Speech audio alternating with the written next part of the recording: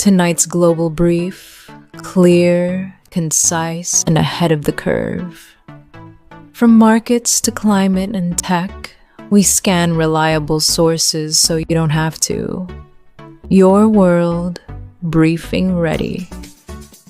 Hello and welcome to World News. I'm Eve, your anchor in our global newsroom. In the next minutes, we'll bring you verified headlines from geopolitics, business, and technology, with clear context and concise takeaways. You'll learn what happened, why it matters, and what to watch next, without noise or speculation. Stay with us as we start at the desk with today's top stories, then zoom in on the trends shaping tomorrow. Let's begin. All right, let's get right into it. Picture this. It's a tense night in Washington. The clock is literally ticking down, and the entire U.S. government is right on the brink of a shutdown. We're talking about a massive moment of political gridlock, and believe me, the consequences are very, very real. So you hear this term, government shutdown, thrown around a lot, right? But what does it actually mean? Well, it happens when Congress can't agree on how to fund the government. In this case, a really important short-term funding bill just failed to pass in the Senate. And without that money, federal agencies have no choice but to stop all work that isn't considered essential. But here's the part that's really tough to swallow. Essential doesn't mean paid. So you have all these critical employees, we're talking law enforcement, the military, folks we rely on every single day, they're still expected to show up for work. The catch? They might be doing it without getting a paycheck until this whole thing is over. Imagine the stress that puts on them and their families. So how did we even get here?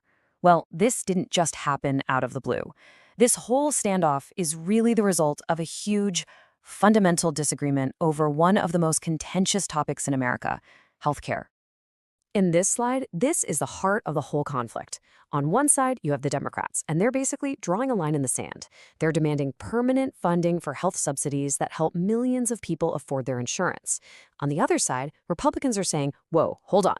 They feel like this is holding the entire government budget hostage. Their view is that a big debate about healthcare funding should be its own separate issue, not something tacked onto a must-pass spending bill. And just when you thought the situation couldn't get more stressful for federal workers, President Trump added another layer of uncertainty. He's now raised the possibility of layoffs. So this isn't just about a missed paycheck anymore. It's about potentially losing your job altogether. That just escalates everything. Look, it's easy to see this as just a political fight happening inside Washington, D.C., but a government shutdown doesn't stay in Washington. It sends shockwaves across the entire country, and the real-world impact, well, you can feel it in some very tangible ways. Just think about the domino effect for a second. We could start seeing big delays at airports because TSA agents and air traffic controllers are affected.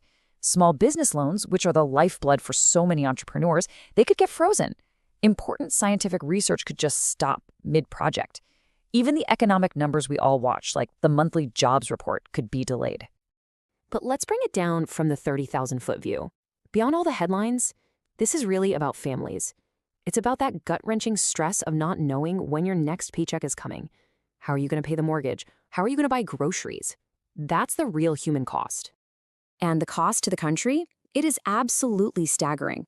We're not just talking about delayed services.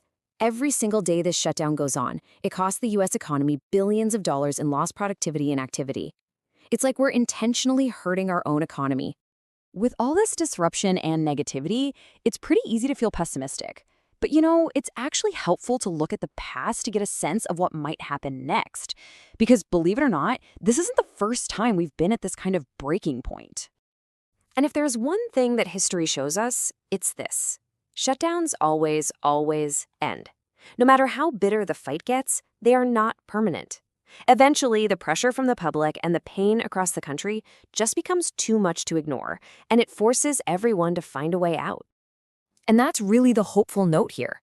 Even when the two sides seem miles apart like they do right now, history tells us that leaders eventually find their way back to the negotiating table.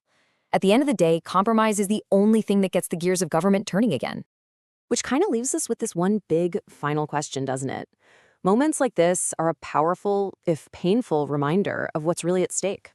It forces all of us to ask, how can our government get past these partisan battles for a win and get back to its most basic, fundamental job, serving the people?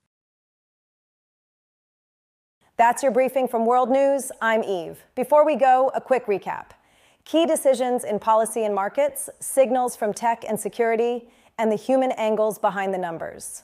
For more depth and verified updates, follow my channel World News Eve and enable notifications. We'll be back soon at this desk with clear facts and practical context you can use. Until then, stay informed and stay kind.